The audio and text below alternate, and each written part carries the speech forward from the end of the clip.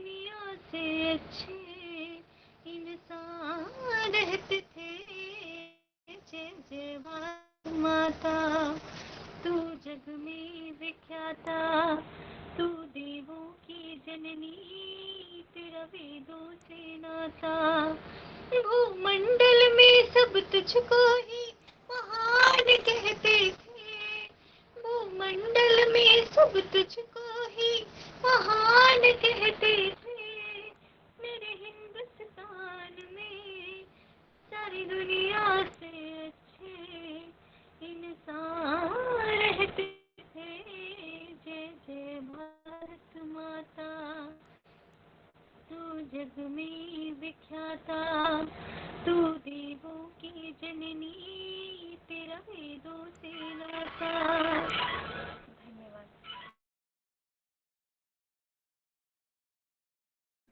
मुझे किसी की आवाज अभी अभी अभी आई, मुझे गोविंद जी की और पद्मा की आवाज, अभी तक किसी की आवाज नहीं आई थी। आचार्य जी, रुचिका की आवाज बहुत धीमी धीमी आ रही थी, उनके नेटवर्क के इश्यू की वजह से सभी को धीमी आ रही थी उसकी आवाज। शुरू करें? जी ठीक है, आइए मंत्र पाठ करें। ओम विश्वानि देव सवितर दुरितानि परासुव, यद भद्रं तन्न आसुव।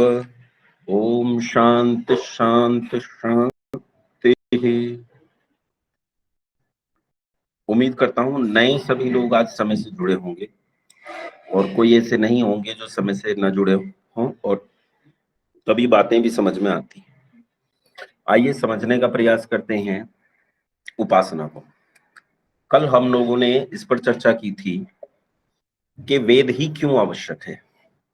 अन्य दुनिया में कुरान, बाइबल और दूसरे बहुत सारे दीगर ग्रंथ हैं, तो क्यों उनके बिना उन्हीं के साथ काम नहीं चल सकता, और क्यों जरूरत है कि केवल पंचतंत्र की कहानियों के सहारे ही जीवन न जिया जाए, अपितु वेद की आवश्यकता है। केवल उपनिषद की आख्याओं के सहारे ही संसार नहीं चल सकता, अपितु वेद की आवश्यकता है। केवल पुराणों की कहानियों के सहारे संसार नहीं चल सकता, वेद की क्यों आवश्यकता है। कल हमने इस पर चर्चा की थी। आइए आज हम चर्चा करते हैं उपासना पर। उपासना जो मेरे पूर्वजों का, मेरे पुरखों का, मेरे ऋषि मुनियों का दुनिया में दिए गए सिद्धांतों में भी सर्वोत्तम सिद्धांत है। ये ऐसा अद्भुत सिद्धांत है कि ऐसा दूसरा कोई है नहीं। आपको संसार में सुख चाहिए, लेकिन जो संसार में सुख चाहते हैं आप, वो सुख की प्राप्ति कैसे होगी, उसका रास्ता, उस सुख की अनंतिम चरम अवस्था को कैसे प्राप्त किया जाएगा, उसका रास्ता, ये दोनों रास्ते यहाँ साफ साफ उपासना में आपको मिलते हैं। आइए समझने का प्रयास करते हैं। शब्द है उपासना।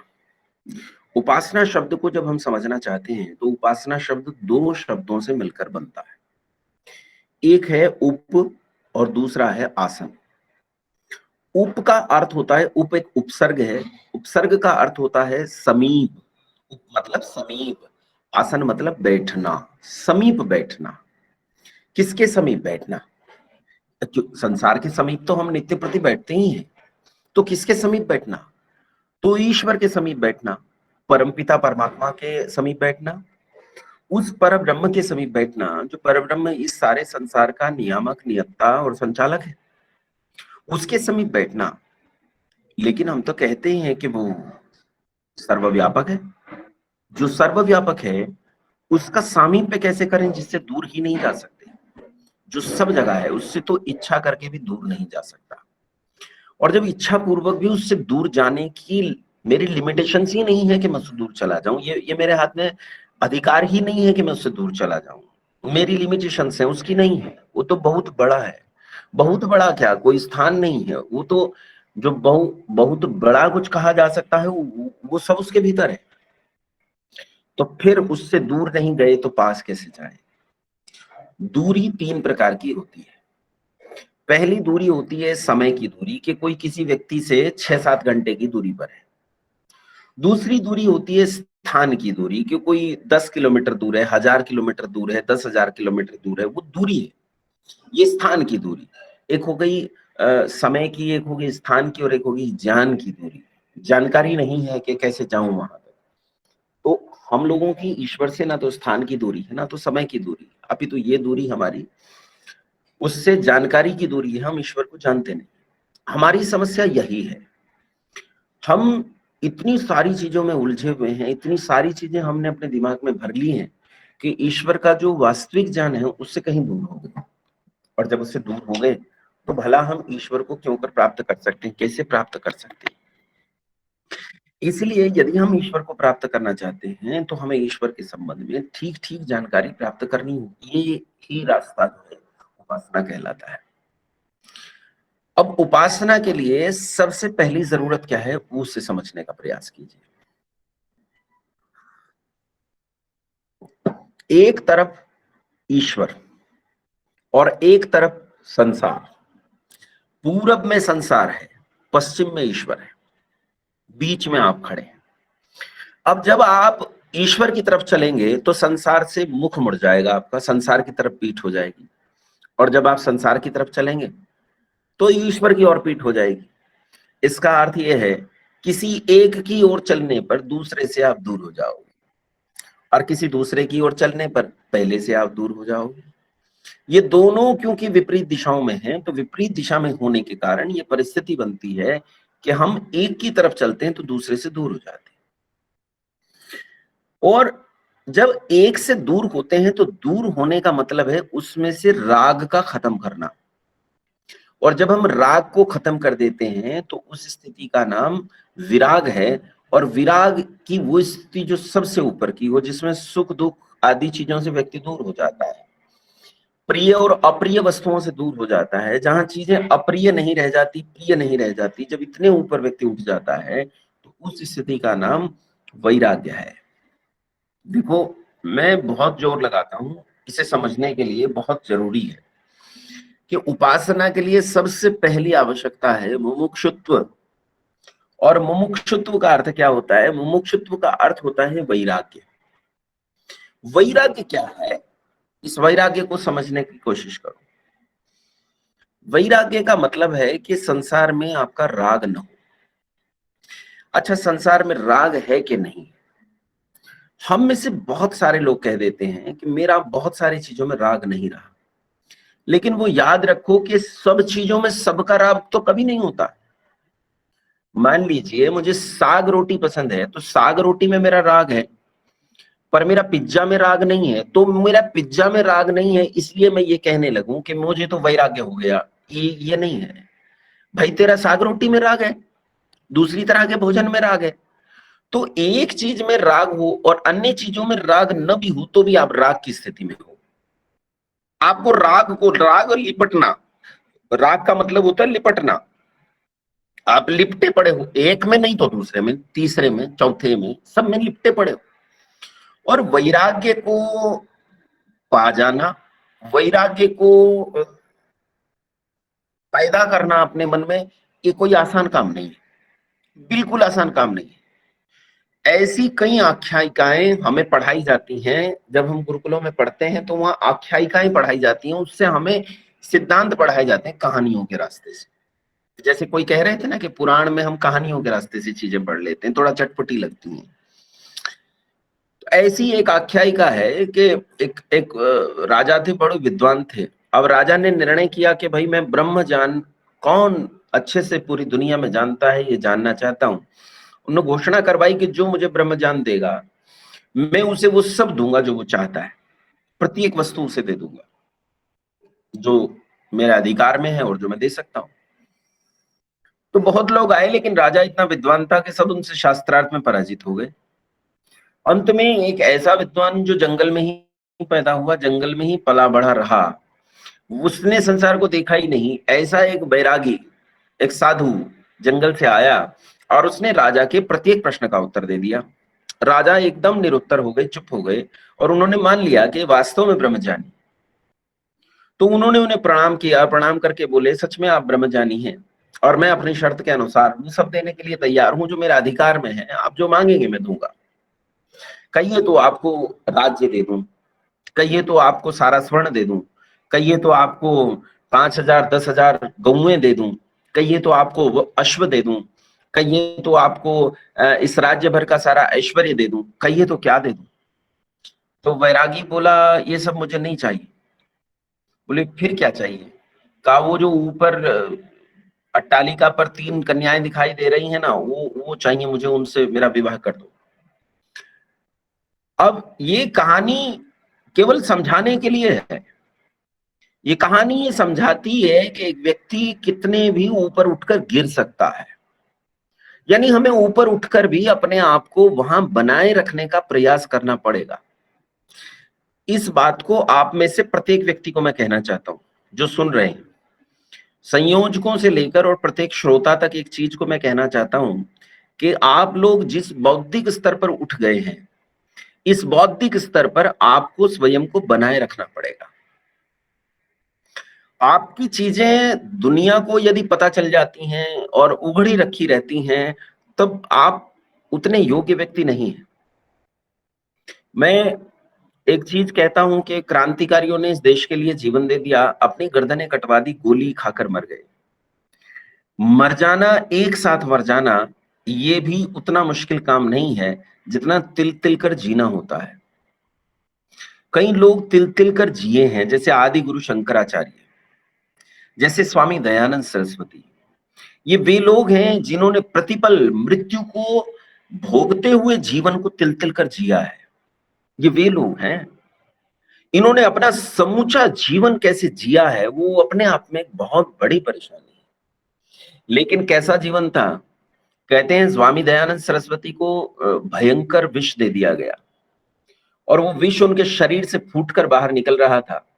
एक 17-18 साल का एक नास्तिक लड़का उनकी सेवा के लिए भेजा गया और वो जब उनकी सेवा करने लगा तो वो उस 1-1.5 महीने की अवधि के दौरान उस व्यक्ति के चेहरे पर, जिस इतनी पीड़ा के पूरे शरीर पर त्वचा नहीं बसी थी, पूरा शरीर मांस का लौथड़ा दिखाई देता था, ऐसी अवस्था में एक आदमी ऐसा है कि उसके चेहरे पर रत्ती भर दुख दिखाई नहीं देता, वो सदैव प्रसन्न चित्त दिखाई देता है। मुख पर ऐसी प्रसन्नता है मानो संसार में सबसे ज्यादा सुख इसे ही मिल रहा।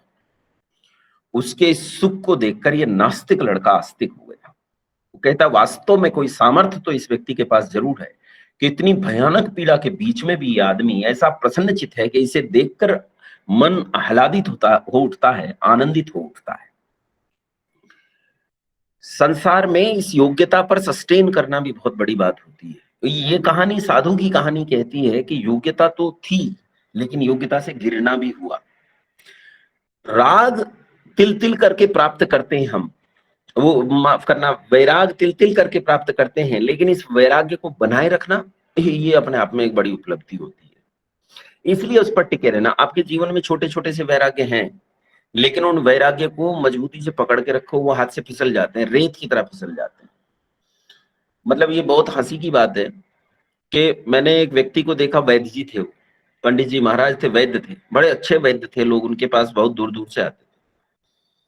तो उनकी लड़की आ गई तो अपने बच्चे साथ ले आई।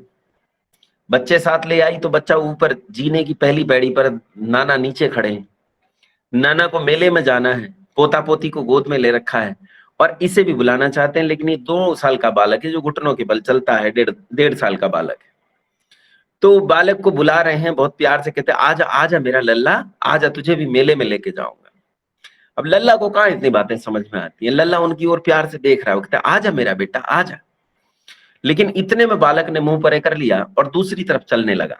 जैसे दूसरी तरफ चला तो वैद्य जी भड़के, मर नालायक, जैसा है जैसों की संतान है वैसा ही तो रहेगा, मेरा कोई तुझमें मुंह थोड़े, मेरे तो अपने पोता पोती हैं।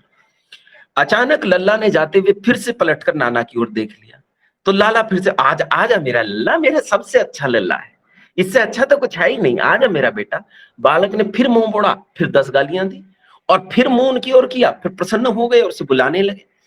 बस ऐसा ही है संसार में, जब हमें सुख मिलने लगता है हमारा इसमें राग बढ़ने लगता है, और संसार से हमें दुख मिलता है तो हमें संसार में वैराग्य होने लगता है। कोई मर जाए शमशान में उसे जलते हुए देखकर कई बार बड़े वैराग्य की अनुभूति होती है, अरे मैं भी ऐसे ही मर जाऊंगा क्या। और तब व्यक्ति चाहता है कि मैं इससे छूटूं, इस दुख से छूटूं, क्या मैं भी मरूंगा। मैं मरना नहीं चाहता यार, मैं मरने से बाहर निकलना चाहता हूं। आदमी ये सोचता है, इसी का नाम वैराग्य है, लेकिन इस वैराग्य पर खड़े रहना बड़ी तपस्या है, इस पर खड़े नहीं रह पाते।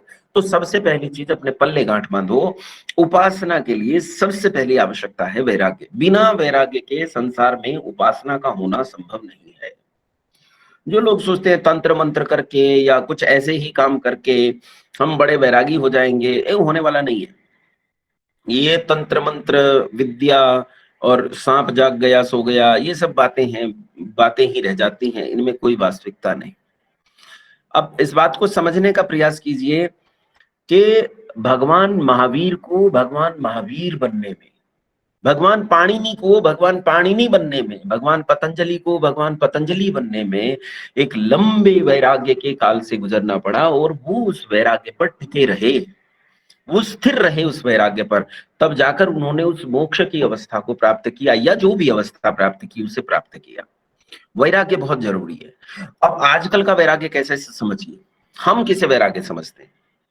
देखो, एक लड़का है और जीन्स पहनता है, टी शर्ट पहनता है, अच्छे से कोट पैंट पहनता है। एक लड़की है, जीन्स पहनती है, अच्छे आधुनिक कपड़े पहनती है, ऑफिस जाती है, जाता है और पैसे कमा के लाते हैं, 20,000 50,000 रुपया कमा के लाते हैं। और उनका पति है, उसके पति हैं या बच्चे हैं, या उसकी पत्नी है और बच्चे हैं, मतलब स्त्री पुरुष दोनों को समझते रहिएगा, और वो उनका पालन पोषण करते हैं, घर चल रहा है। लेकिन अचानक इस लड़की को वैराग्य हो गया। वैराग्य हो गया तो वो अब पत्नी में राग नहीं है, तीनों बच्चों में राग नहीं रह गया है, पति में राग नहीं है, तीनों बच्चों में राग नहीं है, इस घर में 3 कमरों का मकान है, इसमें राग नहीं है, बाहर जो स्कूटर खड़ा है उसमें राग नहीं है। वैराग्य हो गया तो भैया संसार का क्या करना, वो संसार को छोड़ देता, संसार को छोड़ के चला जाता है जंगल में। जंगल में जहां जाता है तो वहां एक कुटिया बना लेता है, उस कुटिया में रहने लगता है। कुटिया में रहते रहते उसे जैसे आदमी रहता है तो थोड़ा साफ सफाई तो कर ही लेता है, तो साफ सफाई कर लेता है, अपने आसपास कुछ फूल पत्ती बगियां लगा लेता है। लोगों को भी पता चल जाता है, अड़ोस पड़ोस के, कि भाई यहाँ एक साधु रहते हैं। वो आकर उसकी थोड़ी बहुत सेवा करने लगते हैं, थोड़ा बहुत उसका ध्यान रखते हैं। वो तो थोड़ा फूल पत्ती और बढ़ा देते हैं, उसका अहाता बढ़ जाता है। कुटिया 1 से 5-7 कुटिया और बना देते हैं, कुटियाओं में रहने लगते हैं। वहां कुछ लोग सेवा करने के लिए वहीं टिक जाते हैं, उस आश्रम में टिक जाते हैं। और धीरे धीरे ये आश्रम 2 एकड़ से 20 एकड़, 20 एकड़ से 200 एकड़ और 200 एकड़ से 2000 एकड़ में फैल जाता है। इसमें आज लाखों चेला चेली आकर रहने लगते हैं। उन लाखों चेला चेली के लिए उनके संसाधन, यानी एसी है, कूलर है, फ्रिज है, वॉशिंग मशीन्स हैं, गाड़ियां हैं, उस सब आ जाता है। पैसे की जरूरत है तो फिर फैक्ट्रियां लगती हैं, बहुत सारे उत्पाद बनाए जाते हैं, उन उत्पादों से धन पैदा होता है, और इस तरह एक आश्रम चल रहा है। सोचो कि साधु बाबा की लंबी दाढ़ी हो गई है, लंबी मूछें हो गई हैं, लाल कपड़े भी ले लिए, कुटिया में रहते हैं, संसार छोड़कर चले आए। क्या छोड़कर आए? घर में एक स्त्री। आज कितनी स्त्री चारों हो रहे हैं? लाखों। घर में क्या छोड़कर आए? 3 बच्चे। आज कितने चेला चेली हैं? लाखों। घर में क्या छोड़कर आए? 50,000 रुपया महीना। आज कितना कमाते हैं? 1500 करोड़ रुपए पर डे। घर में क्या छोड़कर आए? 3 कमरों का एक मकान। आज क्या है? देश के चप्पे चप्पे पर आश्रम, आश्रम भी हजारों हजार एकड़ जमीन में। बाबा जी मर्सिडीज से नीचे पांव नहीं रखते हैं, बाबा जी बड़े वैरागी हैं। अच्छा, ईमानदारी से एक बार माइक अनम्यूट करके मुझे बताओ, संसार में राग घटा के राग बढ़ा? बढ़ा। बढ़ा। राग बढ़ा सर।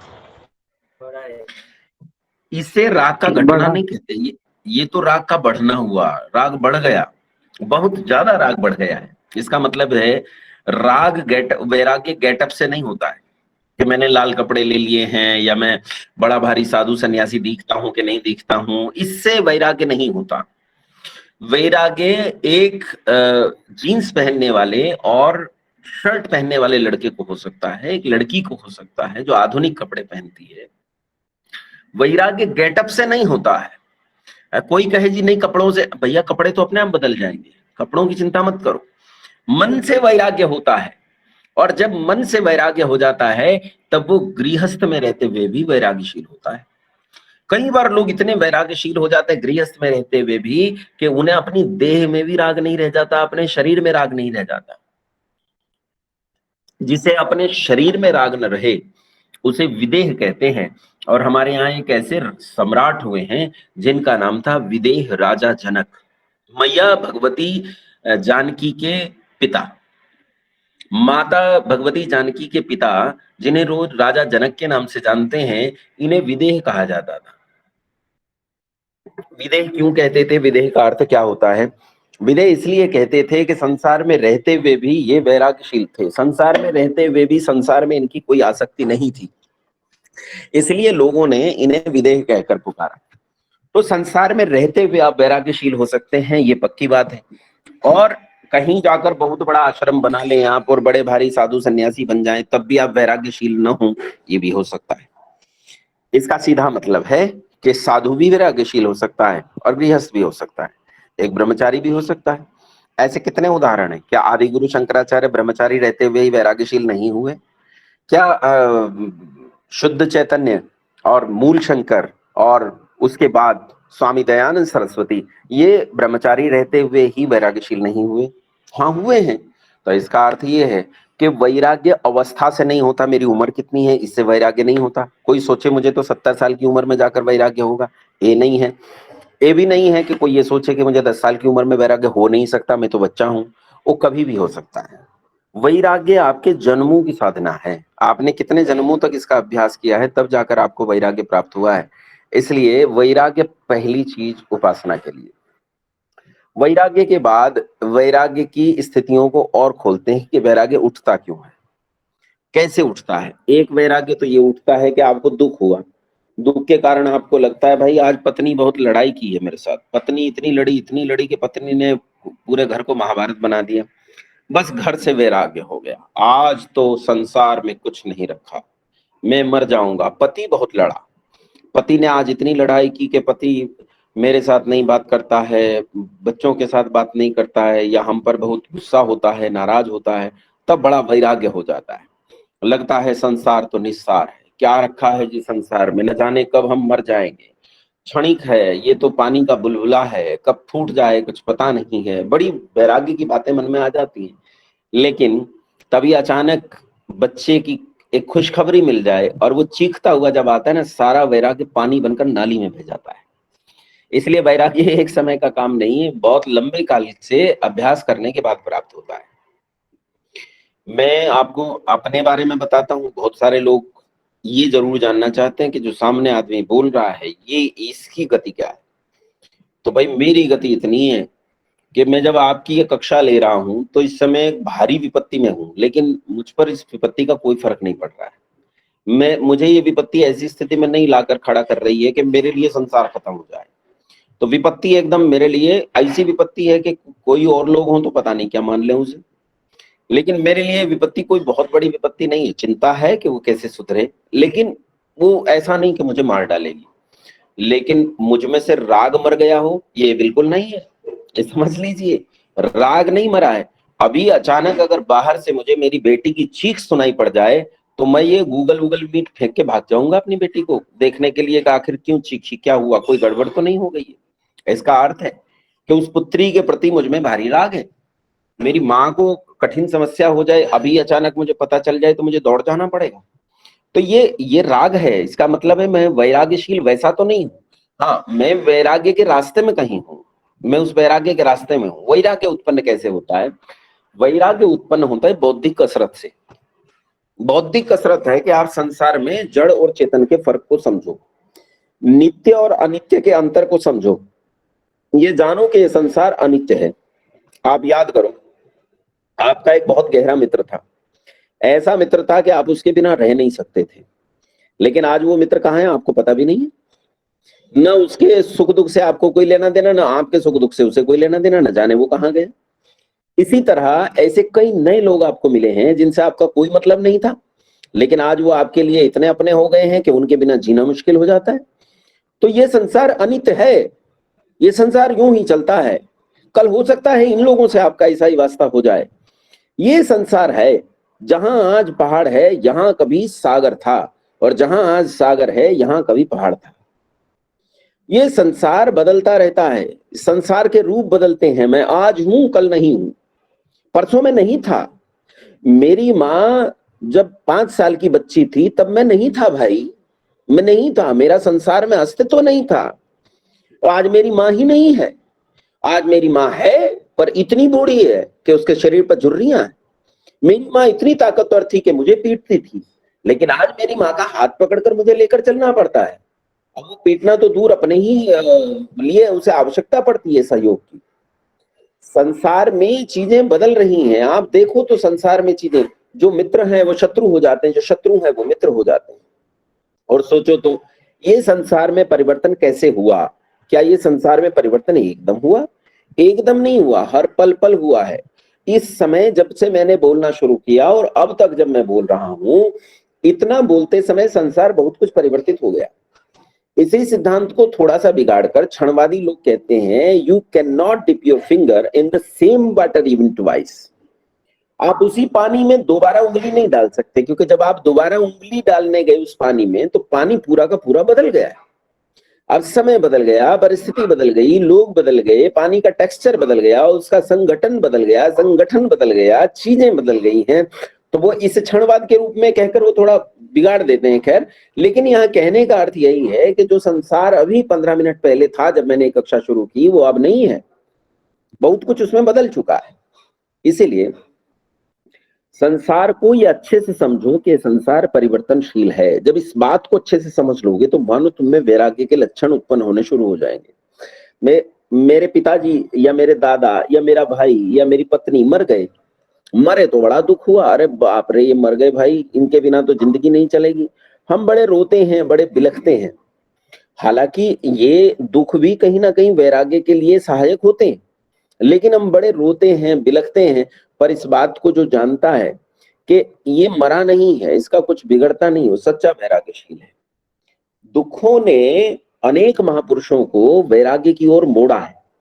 भगवान बुद्ध हैं और भगवान दयानंद हैं, या महावीर और दूसरे बड़े विद्वान हुए हैं।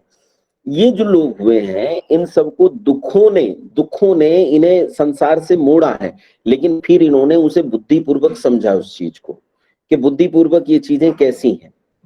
गोविंद जी द मेडिको बीस्ट के नाम से एक आईडी है, क्या आप इन्हें जानते हैं? The medico beast. नहीं आचार्य जी। वो एक दिन गड़बड़ हो गई थी। संसार परिवर्तनशील है, इस बात को अच्छे से समझें, और जो इस बात को समझते हैं वो संसार में हमेशा सुख पाते हैं। सुख कैसे पाते हैं? सुख आगे चलकर पाते हैं। संसार नित्य नहीं है, परिवर्तनशील है, इस बात को समझना। अच्छा सोचो, आपकी पत्नी हमेशा रहने वाली है क्या? आपके पति हमेशा रहने वाले हैं क्या? आपके बच्चे, आपके आसपास का संसार, आपके मित्र संबंधी, आपकी पुस्तकें, आपका घर द्वार, आपका पैसा, आपके पशु, क्या ये हमेशा रहने वाले हैं? कभी नहीं रहने वाले हमेशा। ये खत्म हो जाएंगे, बुढ़े हो जाएंगे, मर जाएंगे, कुछ भी नहीं रहने वाला है, ये याद रखना। और फिर नया पैदा होगा, फिर युवा पैदा होंगे और ताकत पैदा होगी, वो ताकत भी चली जाएगी। कुछ भी हमेशा रहने वाला नहीं है। जो इस बात को अच्छे से जानते हैं वो सच में वैराग्य के रास्ते पर बढ़ सकते हैं। और इसे सच में जानना कि क्या नित्य है और क्या अनित्य है, जो इस बात को अच्छे से समझ लेता है, तो ये समझने की प्रक्रिया का नाम है विवेक। और विवेक से उत्पन्न होता है वैराग्य। यानी सबसे पहली चीज विवेक है, दूसरे नंबर पर आया वैराग्य। विवेक से वैराग्य की उत्पत्ति होती है। और जब एक वैराग्यशील लड़का या लड़की ये सोचते हैं कि भाई मुझे सुख चाहिए, लेकिन ये सुख नहीं चाहिए जो आता है और चला जाता है, मुझे तो वो अनंतिम सुख चाहिए जो आकर जाए ही नहीं, जो रुक जाए, आकर स्थित हो जाए, स्थिर हो जाए, जाए नहीं। यहाँ तो सुख आ रहा है और जा रहा है, वो कैसा सुख होगा जो आकर जाए नहीं, वो सुख चाहिए।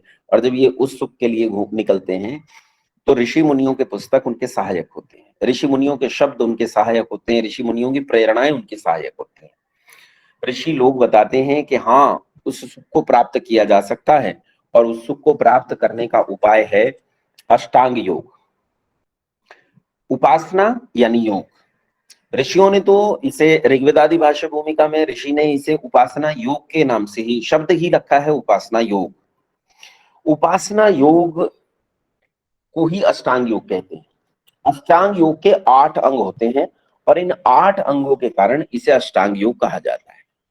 यही वो एक रास्ता है जिस रास्ते से आप ईश्वर को और ईश्वर के सुख को प्राप्त कर सकते हैं। अगर आप ईश्वर के सुख को प्राप्त करना चाहते हो तो आपको इसी अष्टांग योग के रास्ते से आगे जाना होगा। अगर आप चाहते हो कि आप संसार के दुखों से छूटना चाहो, संसार के दुखों को छोड़ना चाहते हो, नहीं चाहते मैं संसार में फंसकर अपना जीवन समाप्त कर लूं, तो आपको इस अष्टांग योग के ही मार्ग को पालन करना पड़ेगा। यही एक रास्ता है, दूसरा कोई रास्ता नहीं। तो कुछ लोग कहते हैं यही एक रास्ता क्यों है भाई, तंत्र मंत्र रास्ता क्यों नहीं है, कुंडलिनी आदि रास्ता क्यों नहीं है, राजयोग रास्ता क्यों नहीं है, यही एक रास्ता क्यों है। हाँ, ये भी बात है, यही एक रास्ता क्यों है, अन्य रास्ते क्यों नहीं? क्योंकि ये स्वयं परमपिता परमात्मा ने वेद में बताया है, अन्य सब मनुष्यों के द्वारा बताए गए हैं, और ये स्वयं परमपिता परमात्मा के द्वारा वेद में बताया गया मार्ग है। इसलिए इससे उत्तम मार्ग तो संसार में दूसरा कोई हो ही नहीं सकता। इसके अलावा संसार में दूसरा कौन मार्ग हो सकता है?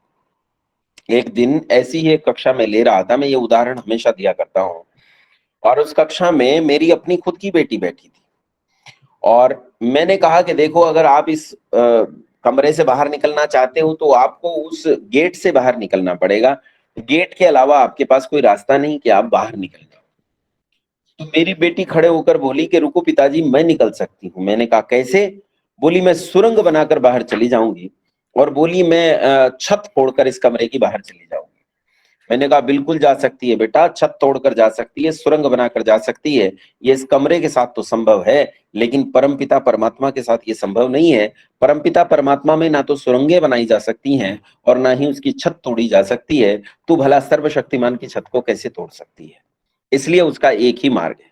बहुत लोग कहते हैं रास्ते अनेक हैं, लक्ष्य सबका एक है, ये एकदम झूठी बात है। लक्ष्य भी एक है और रास्ता भी एक है। लक्ष्य है परमपिता परमात्मा और रास्ता है अष्टांग योग, जो स्वयं परमपिता परमात्मा ने वेद में बताया और जिसे सूत्रबद्ध करके ऋषि पतंजलि ने योग दर्शन में हमें दिया। अब योग दर्शन में अष्टांग योग क्या है, इसे समझ लेते हैं। अष्टांग योग के 8 अंग होते हैं, और ये 8 अंग क्या हैं? जो नए लोग हैं वो कॉपी पेन लेकर बैठेंगे, ऐसी मैं उम्मीद कर रहा हूं, क्योंकि फिर आपको आवश्यकता पड़ेगी तो आप भूल जाओगे। कुछ पुराने लोग होंगे, उन सबको तो कंठ में है ये चीजें, इसलिए उन्हें दिक्कत नहीं होगी, लेकिन आपको दिक्कत हो सकती है, इसलिए कॉपी पेन लेकर बैठे और चीजें लिखते भी रहें। ये 8 अंग हैं, यम, नियम, आसन। ये तो एक तिगड़ी याद रखो, 3 की तिगड़ी ये याद रखो, यम, नियम, आसन, ये याद हो गई। दूसरा एक जोड़ा है प्राणायाम, प्रत्याहार, और फिर एक तिगड़ी आती है धारणा, ध्यान, समाधि। बस 8 हो गए। 3 2 3। 3 पहले क्या है, फिर से देखो, यम, नियम, आसन। अपनी उंगलियों पर गिनो, जो लोग लिख नहीं रहे वो उंगलियों पर गिनो, और जो लिख रहे हैं वो लिखते रहो। यम, नियम, आसन। फिर जोड़ा आता है प्राणायाम, प्रत्याहार, फिर तिगड़ी आती है धारणा, ध्यान, समाधि। इस तरह याद करने से याद हो जाएगा। अब इसमें से एक एक को समझते जाते हैं। पहले आता है यम। देखो ध्यान से सुनो मेरी बात, लिखना इसलिए जरूरी है कि ऋषि पतंजलि कहते हैं चतुर्भिः प्रकारैः विद्या उपयुक्ता भवति। 4 प्रकार से विद्या हमें आती है, उसके 4 समय होते हैं, आगम कालीन, स्वाध्याय कालीन, प्रवचन कालीन, व्यवहार कालीन। इसलिए ये जो समय है ये आगम काल का है, मैं बोल रहा हूं आप ग्रहण कर रहे हैं। और दूसरा काल होगा स्वाध्याय का, आप जो लिखेंगे उसे बाद में स्वाध्याय कर सकेंगे, और फिर इसी को किसी और को आपको बताना है, उसे प्रवचन काल कहते हैं। और व्यवहार काल होता है जब आप इसका आचरण करते हैं। इसके लिए इसे लिखना बहुत जरूरी है, तो लिखिएगा जरूरी। सुनिए फिर से बताता हूं, यम, नियम, आसन, फिर जोड़ा है प्राणायाम, प्रत्याहार, फिर तिगड़ी है धारणा, ध्यान, समाधि। 5 होते हैं यम। 5 यम कौन से होते हैं? अहिंसा, सत्य, अस्तेय, ब्रह्मचर्य, अपरिग्रह। ये 5 हो गए। अहिंसा कहते हैं किसे कहते हैं अहिंसा? केवल नए लोगों में हाथ खड़े करो मुझे अहिंसा बताने के लिए, पुराना कोई व्यक्ति हाथ खड़ा नहीं करेगा। अनुराग जी बताओ।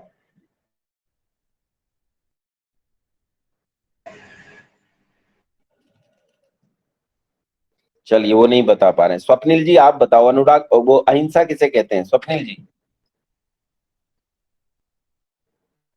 स्वप्निल जी। हाँ जी आचार्य जी नमस्ते। अहिंसा किसे कहते हैं? अहिंसा, अहिंसा हम हिंसा नहीं करते, कभी वायोलेंस नहीं आता। हिंसा क्या है? हिंसा कैसे समझाओ? हिंसा मतलब हम कुछ भी चीज में अगर कोई भी बात पे गुस्सा करके हम उसका जवाब देते हैं और उत्तर में हम नुकसान करते हैं, जैसे मारपीट हो गई, या फिर गुस्से में कुछ भी कर दिया, तो उसको हिंसा बोलते हैं। किसी को दुख पहुंचाना। हाँ, यस, ठीक है, सॉर्ट ऑफ के सामने वाले को हम दुख पहुंचाते हैं। ठीक है। आर के बिश्नोई जी, अहिंसा आपके दृष्टिकोण से क्या है? उन्होंने बताया कि किसी को दुख नहीं देना मतलब किसी को मारपीट नहीं करना, वायलेंस नहीं करना, हिंसा नहीं करना, ये अहिंसा है। आर के बिश्नोई जी। नमस्ते गुरुजी। नमस्ते जी, अहिंसा है बिना किसी कारण किसी से वैर भावनाएं रखना ही अहिंसा होता है। ठीक है। और कोई कुमार मानव जी, अगर आप पहले कक्षाओं से नहीं जुड़े रहे तो मेरा निवेदन वही उत्तर दीजिएगा, अन्य लोग उत्तर न दें। आचार्य जी नमस्ते। जी,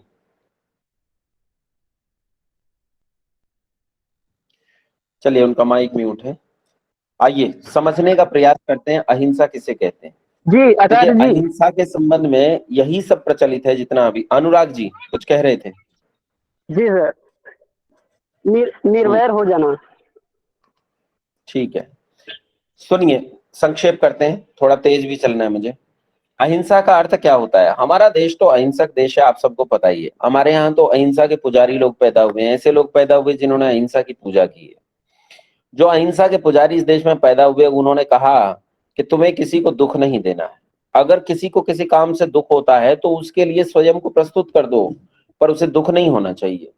उन्होंने ये भी कहा कि यदि कोई तुम्हारे एक गाल पर थप्पड़ मारे तो उसके सामने दूसरा गाल कर दो, क्योंकि वो मारना चाहता है और आपने मारने नहीं दिया तो उसे दुख होगा, और आप किसी को दुख देना नहीं चाहते, इसलिए इसका नाम अहिंसा है।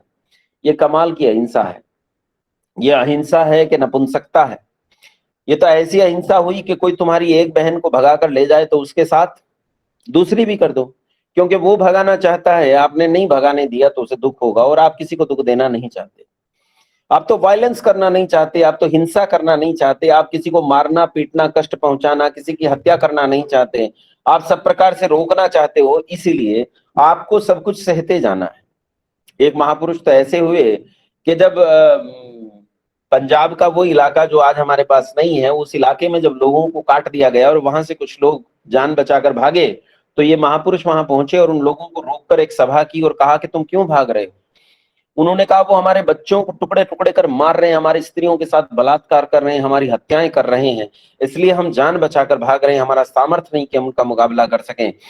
तब महापुरुष ने कहा कि अहिंसा का सच्चा उदाहरण नहीं है, अहिंसा का सच्चा उदाहरण यह है कि तुम वापस लौट जाओ और वहीं जाकर अपनी गर्दनें कटवाओ, अपने सामने अपनी कन्याओं और बेटियों को बलात्कार होते हुए देखो, अपने बच्चों को टुकड़े टुकड़े कर कटते हुए देखो, यही सच्ची अहिंसा का उदाहरण है।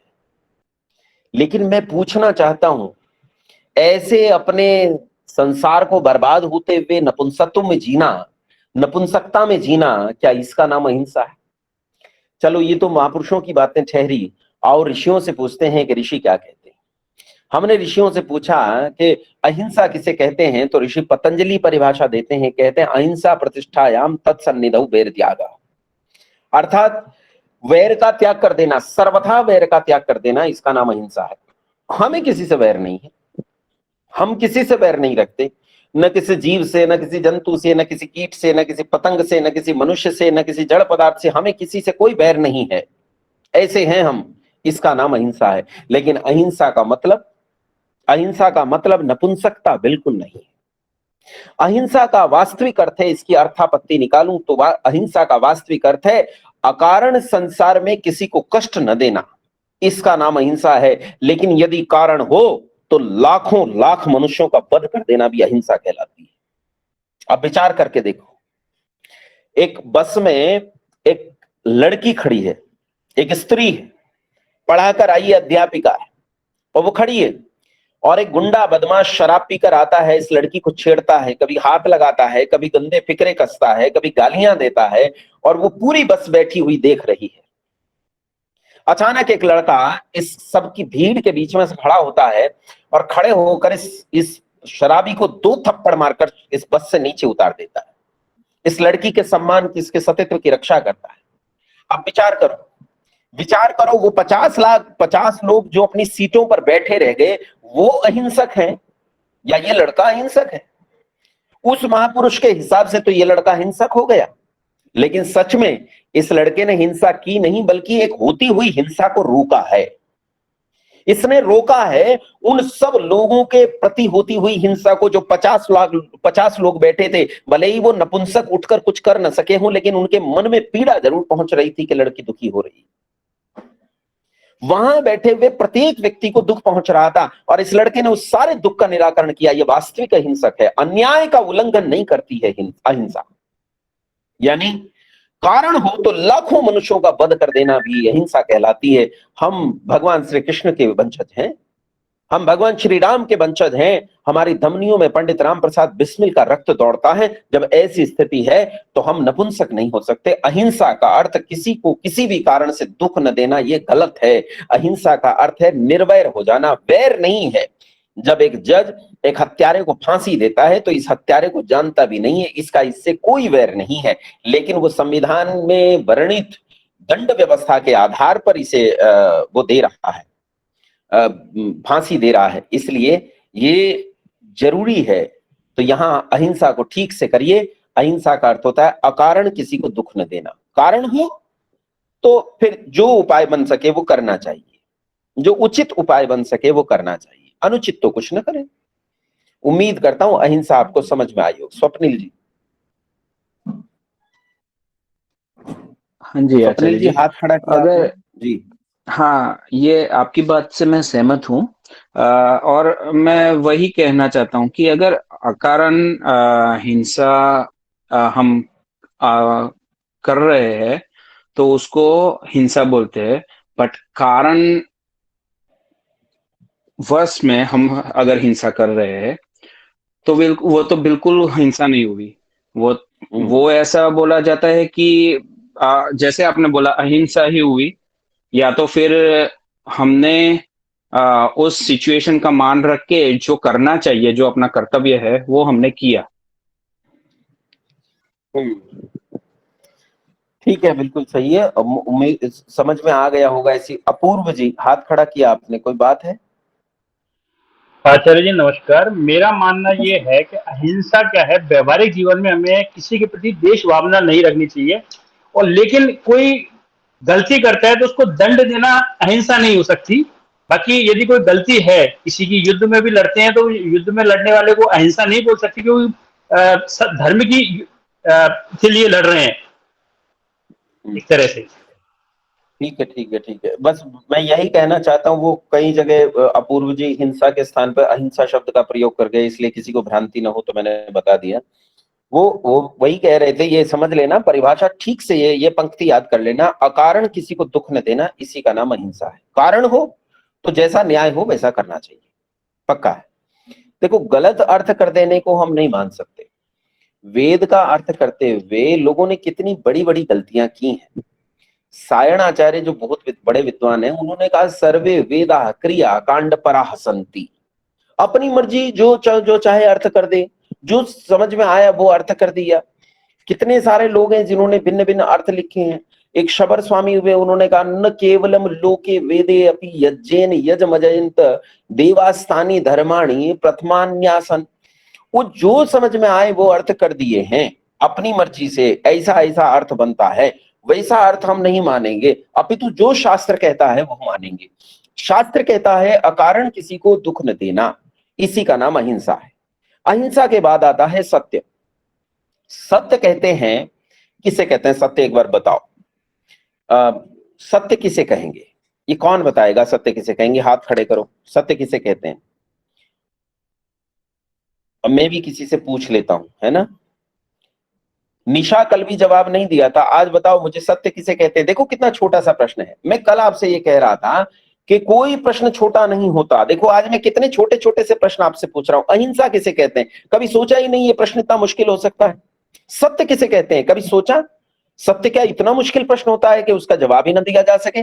देखो सत्य कितना मुश्किल प्रश्न है। मैं पूछ रहा हूं सत्य किसे कहते हैं? इस सत्य को बताने में हमारे लिए पसीना आ जाएगा।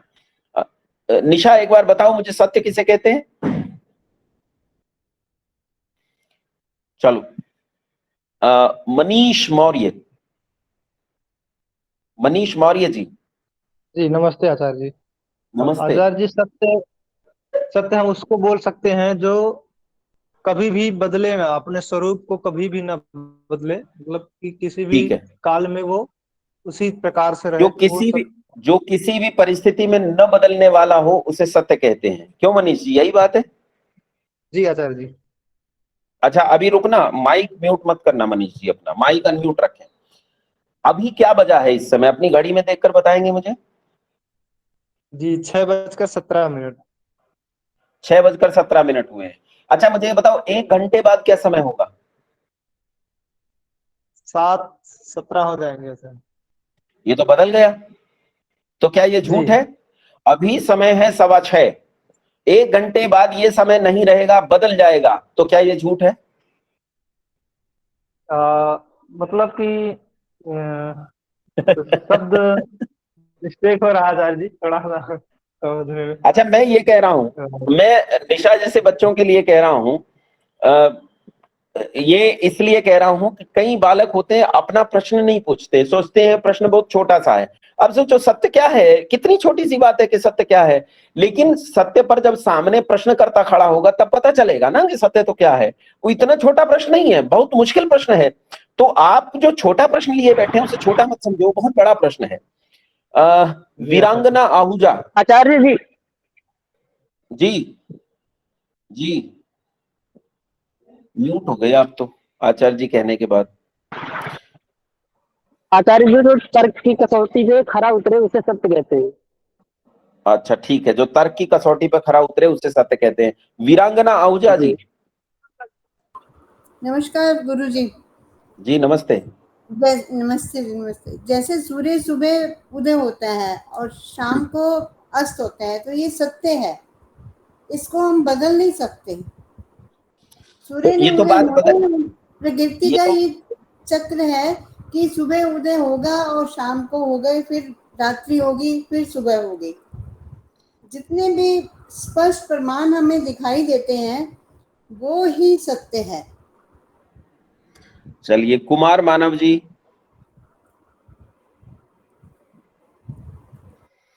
ये देर मत किया कीजिए आप माइक अनम्यूट करने में। चलिए अपूर्व जी। आचार्य जी, सत्य हमारे व्यवहारिक जीवन में इसलिए आवश्यक है, इससे भय दूर होता है, और जब डर दूर होता है तो हमारा शरीर और मानसिक दोनों का संतुलन बना रहता है, स्वस्थ रहते हैं। पर प्रश्न तो ये था कि सत्य क्या है, ये नहीं था कि क्यों आवश्यक है। प्रश्न ये है सत्य है क्या? उनका माइक शायद म्यूट हो गया। विशेष जी। नमस्ते गुरुजी। गुरुजी, नमस्ते। जो सत्य है वो मतलब सही करने पर मतलब सत्य है, यानी सत्य का आचरण भी सत्य है। और अब जब अपना सत्य का आचरण करेंगे तो फिर प्रश्न आ जाता है सत्य है क्या जिसका आचरण करें? सत्य ये है कि निष्भाव, मतलब बिना किसी सेल्फलेस आचरण देना, अपनी तरफ से एक सेल्फलेस रखना चीजों को, बिना किसी कुछ और सोचे या बिना किसी मतलब डिमांड स्वार्थ, स्वार्थ अपने बारे में सोचे बिना काम करना है। जैसे एक निस्वार्थ भाव से एक आतंकवादी जी लोगों जी को जी। कत्ल कर देता है, बम बांधकर फट कर मर जाता है, क्योंकि उसका अपना नहीं कोई जी, वो तो स्वार्थ नहीं स्वार्थ है, वो होता है लोगों उनका। के सुख के लिए। नहीं, वो तो 72 जो रहता है ना, वो स्वार्थ है उनका। ठीक है। शिव कुमार जी। शिव कुमार जी। चलिए अनमोल। अनमोल। आचार्य दादा नमस्ते।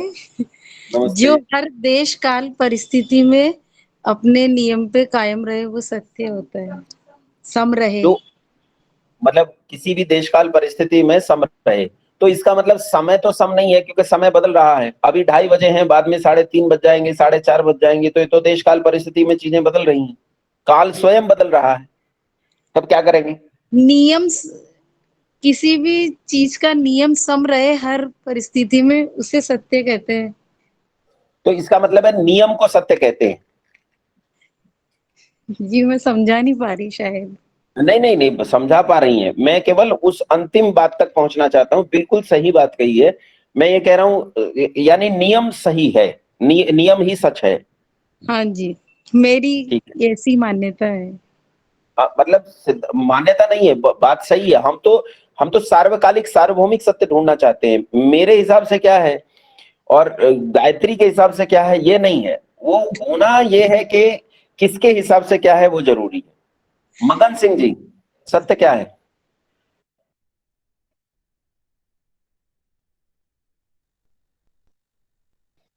चलिए आइए समझते हैं सत्य क्या है। हाथ डाउन कर लीजिए, इस पर और ज्यादा चर्चा नहीं करते हैं। सत्य किसे कहते हैं आइए इसे समझ लेते हैं। देखो सत्य उसे कहते हैं, आपने कई सारी बातें कही कि जो नहीं बदलता उसका नाम सत्य है।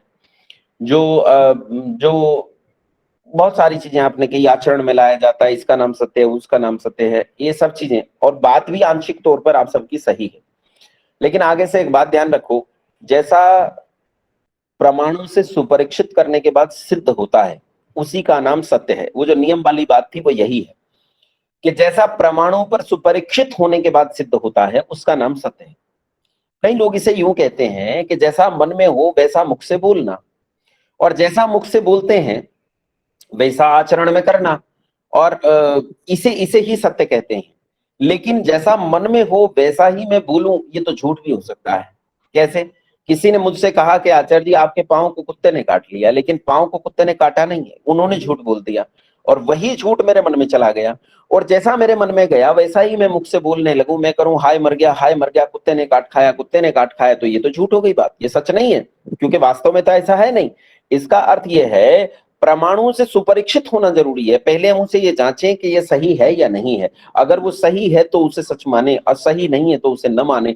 वो नियम वाली बात भी सही थी, न बदलने वाली बात भी सही थी, आपकी वो सारी बातें सही थी। मैं केवल खंडन इसलिए कर रहा था ताकि आप वास्तविक सिद्धांतों को समझ लें। आप अच्छे से जानते थे उस बात को। अब फिर से इसे समझिए, केवल दो शब्द इसमें याद रखिए, एक प्रमाण और एक सुपरीक्षण। ये दो चीजें सत्य की परिभाषा में रख लीजिए। जो परमाणु से सुपरीक्षित हो जाता है, जिन्होंने तर्क कहा था उन्होंने भी सही कहा था, जो परमाणु से सुपरीक्षित हो जाता है वही सत्य है। जो परमाणु की कसौटी पर खरा नहीं उतरता वो सही नहीं है। मान लीजिए एक व्यक्ति कहता है कि भाई हमारे अब्बू जो है वो एक गधी पर बैठकर जो है जन्नत में गए थे, जिस गधी का मुख जो है एक सुंदर स्त्री के समान था। तो क्या ये बातें परमाणु पर खरी उतरती हैं? नहीं उतरती तो सत्य नहीं। मैं एक जगह गया, हिंदुओं की सभा थी, और मैंने उनसे कहा कि देखो तो मुसलमानों ने ये कहा कि फरिश्ता आया, फरिश्ते ने मोहम्मद का हृदय छाती चीर दी, उसमें से दिल को निकाला और उसे पास बह रहे पानी में धोया और धोकर वापस लगा दिया। तो मैंने पूछा क्यों धोया? तो कहते उसमें काला तिल था, वो गलत था, उस काले तिल को निकालने के लिए धोया। मैंने कहा फरिश्ता बड़ा भारी सिविल सर्जन था कि जंगल में भेड़ बकरियां चराते हुए वहीं जंगल में खेत में बैठकर उसने इतनी बड़ी बाईपास सर्जरी कर दी। अरे तो बाईपास का भी बाप है, पूरा हृदय निकाला और फिर भीतर रखा। तो मैंने कहा बताओ कितनी हंसी की बात है। तो सब लोग लेट लेट के हंसे, ओहो कितनी मूर्खता की बातें हैं जी, कैसी मूर्खता की बातें कर रहे हैं, बड़े हंसे। मैंने कहा देखो अभी बहुत हंसी आई, बोले हाँ आई। मैंने कहा अगली बात पर नहीं हंसोगे क्योंकि वो तुम्हारी है। अगली बात सुनो, अगली बात यह है कि बाल समेर विभक्ष लियो तब तीनों लोक भयो अंधियारो, को नहीं जानत है जग में कभी संकट मोचन नाम तिहारो। कि पृथ्वी पर रहने वाले 4 साल के बच्चे हनुमान ने उड़कर पृथ्वी से लाखों लाख गुना बड़े सूरज को उठाकर मुंह में रख लिया, तब तीनों लोक भयो अंधियारो, तब तीनों लोगों में अंधकार फैल गया। सब ऋषि मुनि देवता लोग गए, हाथ जोड़े पैर पकड़े, रे भैया छोड़ दे, कुछ थोड़ा वो चॉकलेट वॉकलेट का लालच दिया, तब जाके बच्चे ने सूरज को छोड़ा, तब संसार को सांस आया। मैंने कहा अब हंसो, अब क्यों नहीं हंसते? बात यह है कि वो कहते हैं साडा कुत्ता कुत्ता तो अड्डा कुत्ता टोमी। भाई हमारा कुत्ता तो कुत्ता और तुम्हारा कुत्ता तुम्हारा कुत्ता कुत्ता, हमारा कुत्ता टॉमी। हम दूसरे के पाखंड को तो पाखंड कह के उस पर हंस लेते हैं, लेकिन स्वयं के पाखंड को पाखंड कहते हुए हमें लज्जा आती है, स्वयं के झूठ को झूठ कहते हुए लज्जा आती है। जो प्रमाण पर खरा नहीं उतरता, मेरा हो कि किसी और का, वो असत्य है। ये याद रखना। अहिंसा हो गया, सत्य हो गया। उसके बाद आता है अस्तेय। अस्तेय मतलब चोरी नहीं करना। चोरी किसे कहते हैं इसे समझो पहले, फिर चोरी न करना वो क्या होता है उसे समझेंगे। चोरी कहते हैं बिना पूछे दूसरे की वस्तु का उपयोग कर लेना, इसका नाम चोरी है। बिना पूछे दूसरे की वस्तु का उपयोग करना। चोर क्या करता है, रात के अंधेरे में आता है, आपके घर में चोरी से छुप घुसता है और आपकी वस्तु आपसे बिना पूछे उठाकर ले जाता है चुपके से और घर ले जाकर उपयोग करता है, तो ये चोरी हो गई। अब मेरा प्रश्न यह है कि ऐसी चोरी आप भी करते हो कि नहीं करते?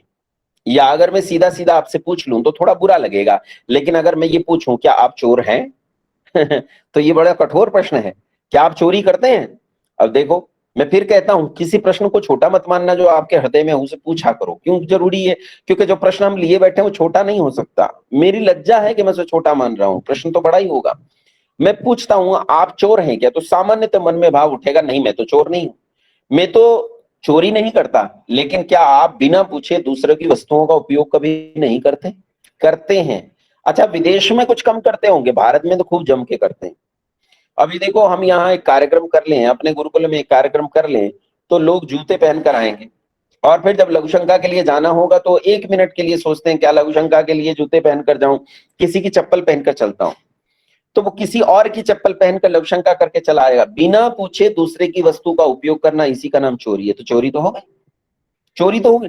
इतनी छोटी सी बात है लेकिन चोरी तो हो गई, इसे कोई मना नहीं कर सकता, कोई डिनाई नहीं कर सकता कि चोरी नहीं हुई, चोरी तो हुई है। बिना पूछे दूसरे की वस्तु का उपयोग करना, इसी का नाम चोरी है। और बताता हूं चोरी कैसे करते हैं, खुली चोरी भी करते हैं।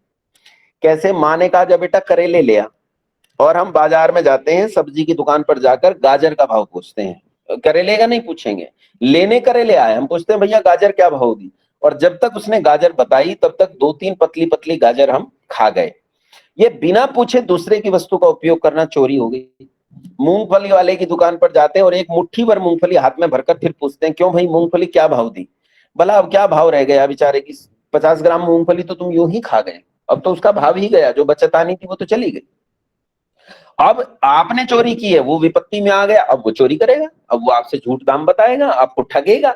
चोरी की एक श्रृंखला बन जाती है, चोरी की एक सीरीज बन जाती है, और इस तरह ये चोरी सारे संसार में फैल जाती है।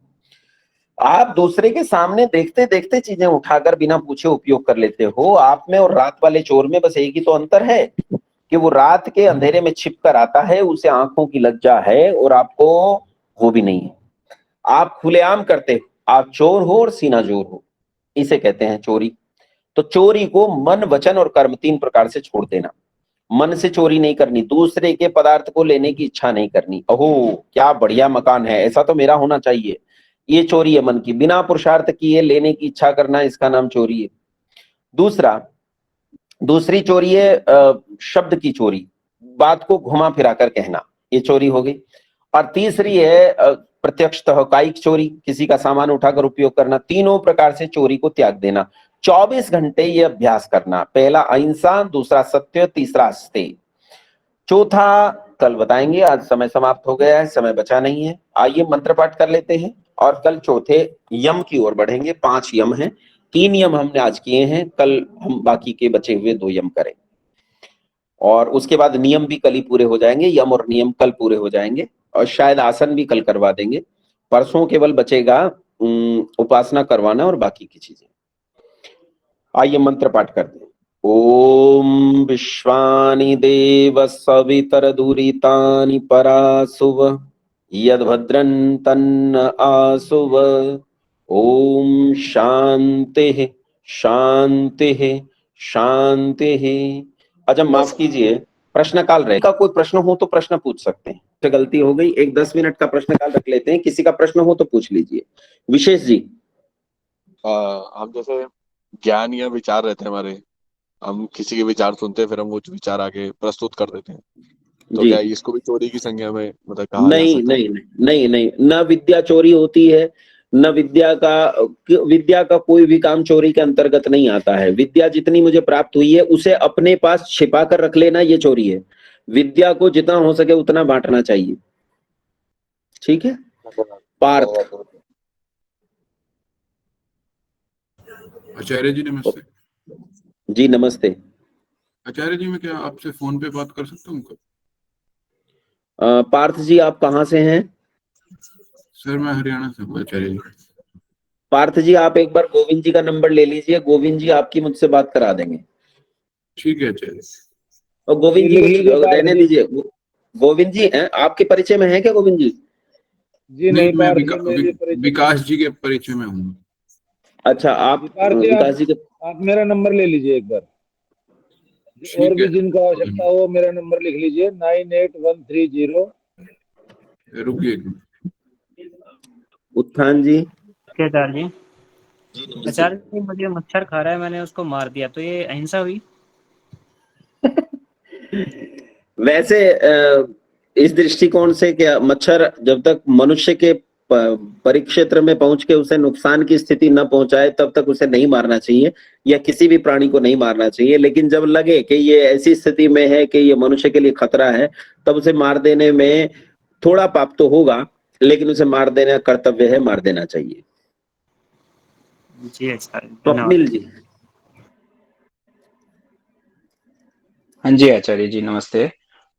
मेरा ये प्रश्न है कि मैंने जो आपने हनुमान चालीसा के बारे में थोड़ा कहा, पहले आपने बताया था कि वो एक काव्य है, तो चलो मान लिया कि वो एक काव्य है। आज आपने बताया कि वो जो उसमें लिखी बातें हैं वो गलत भी है या हो सकती है, तो हम ये कैसे मान ले कि वो बातें गलत है?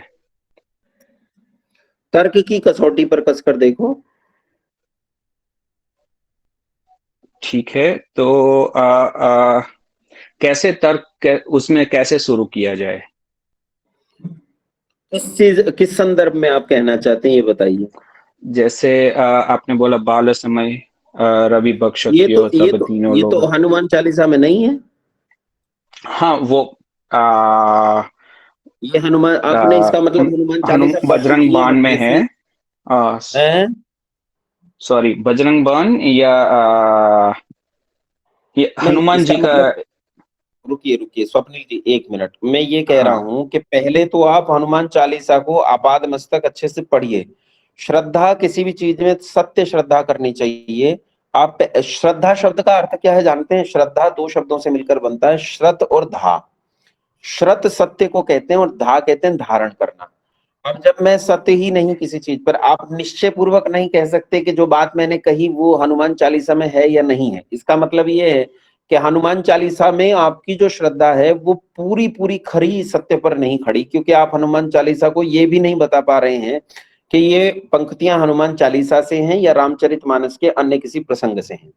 नहीं, इसलिए ठीक है, मैं बता देता हूं। तो ये आप हनुमान चालीसा को पढ़िए। जी। मैं ये बताता हूं कि ये जो आपने जो पंक्ति बोली है वो हनुमान अष्टक, उसको और भी नाम है कि संकट मोचन है। तो ये संकट मोचन हनुमान अष्टक में गाया जाता है। और आपने जो ये बात की कि रवि बक्ष लियो, वो हनुमान चालीसा में कुछ इस तरह से है कि इट्स झुक शस्त्र जोजन कर बानो, लीलियो ताही मधुर फल जानो। तो ये है हनुमान चालीसा में जी। तो वो बात दूसरी तरीके से बताई गई है, बट वो वही बात बताई गई है कि इतने योजन दूर ये सूर्य जो है हमारी पृथ्वी से दूर, उसको बख्श लिया गया। और ये हनुमान संकट मोचन में जो आपने पंक्ति बोली वो उस हिसाब से बताई है। सॉरी, मुझसे गलती हो गई, बट ये ऐसे है। तो हम कैसे मान ले कि ये गलत है? देखो ऐसा है, पंक्तियां ये हैं जो आपने संकट मोचन हनुमानाष्टक में कही हैं कि बाल समय रवि बख्श लियो, तब तीनहु लोक भयो अंधियारो, ताहि सो त्रास भयो जग को, यह संकट काहू सो जात न टारो, देवन आनि करी विनती, तब छांड दियो रवि कष्ट निवारो, को नहीं जानत है जग में, कभी संकट मोचन नाम तिहारो। आगे भी मतलब काफी कुछ है। बाली को त्रास कपीस बसे गिरी जात, महाप्रभु पंथ निहारो, चौंकी महामुनि साप दियो, तब चाहिए कौन विचार विचारो। मेरा कहने का अर्थ केवल इतना है कि हम इस पर तर्क पूर्वक विचार करें। एक ग्रंथ है हमारे शास्त्रों में जिसका नाम है सूर्य सिद्धांत। आप सूर्य सिद्धांत को पढ़ेंगे तो जानेंगे कि सूर्य सिद्धांत एस्ट्रो मैथमेटिक्स का एक अद्भुत ग्रंथ है। और जब हम हनुमान जी के बारे में जानते हैं कि हनुमान जी कौन थे और हनुमान जी क्या थे, जब उनके बारे में पढ़ते हैं तो हमें पता चलता है कि हनुमान जी दो विद्याओं के एक तो क्या कहते हैं उसे, जो वाद्य यंत्र होते हैं उसे क्या कहा जाता है उस विद्या को? गंधर्व विद्या। गंधर्व विद्या और गणित विद्या, इन दो विद्याओं के अपूर्व विद्वान थे हनुमान जी। उनके जैसा विद्वान मतलब उस काल में मिलना मुश्किल था, गंधर्व विद्या और गणित विद्या, इन दो का। तो सूर्य सिद्धांत का जो सूर्य का सिद्धांत है, यानी जो गणित से संबंधित जो एस्ट्रो मैथमेटिक्स है, वो एस्ट्रो मैथमेटिक्स जो है उसमें उन्हें महारत हासिल थी। इस तरह हम कह सकते हैं कि हनुमान जी ने सूर्य सिद्धांत को कंठ कर लिया, ये तो हम कह सकते हैं। लेकिन हम ये सोचें कि 4 साल के बच्चे ने मुंह में सूर्य रख लिया, ये तर्क पर किसी भी सूरत में कसौटी पर खरा नहीं उतरता। ठीक है, मैं वही कहना चाहता हूँ कि 4 साल को बच्चे हम देख रहे हैं, उस हिसाब से हम सोच रहे हैं। दूसरी बात है कि हम ये भी कहते हैं कि वो स्वयं शिव के अंश है। तो उन्होंने जब वो भी जब आए, ऐसा नहीं है कि अभी एनर्जी किसी भी स्वरूप में आती है, चाहे वो एनर्जी का थोड़ा सा पार्ट हो या पूरी एनर्जी हो। तो अगर वो एनर्जी आती है तो मेरे ख्याल से कि उसमें वो भी एक ऐसी शक्तियां होती है जो वो जितना चाहे उतना यूज कर सकती है, जहां चाहे वहां। चलिए कोई बात नहीं, अभी आप उपासना पढ़ते जाइए और बहुत सारी चीजें हैं जो मैं आपसे जानूंगा और आप मुझसे जानेंगे। चीजें मैं भी आपसे सीख रहा हूँ और आप भी मुझसे सीखेंगे और चीजों को क्लियर करते जाएंगे। कोई बात नहीं, है ना, धीरे धीरे चीजें समझ में आ जाती हैं। आपकी बातें मुझे समझ में आएंगी, मेरी आपको समझ में आएंगी। अभी मैं इस पर कोई भी खंडनात्मक प्रतिक्रिया नहीं देना चाहता, ठीक है, फिर बाद में इस पर चर्चा करते रहेंगे। पर आपकी बातें मैं ऐसा नहीं कि आपकी बातें मैं नहीं सीखता हूँ, समझता हूँ, आपसे भी मैं सीख और समझ रहा हूँ। आप भी प्रयास कीजिए चीजों को जानने का और समझने का। ये जानने का प्रयास कीजिए कि जो सर्वव्यापक है, जैसे आकाश सर्वव्यापक है, निराकार है। आकाश कहते हैं खाली जगह को, पोल को, जो खाली जगह होती है, पोला होता है जो, उसे आकाश कहते हैं। आकाश किसी एक संपूर्ण ब्रह्मांड के आकाश को किसी एक कमरे में बंद नहीं किया जा सकता। इसीलिए ईश्वर को किसी एक स्थान पर बंद करके कैद करके रख देना ये संभव नहीं है। खैर वो और जानेंगे, इस पर मैं अभी लंबी चर्चा करने के लिए तैयार नहीं हूं। अभी उपासना विषय ही लेंगे। तो उपासना से संबंधित किसी और का, अभिषेक कुमार जी।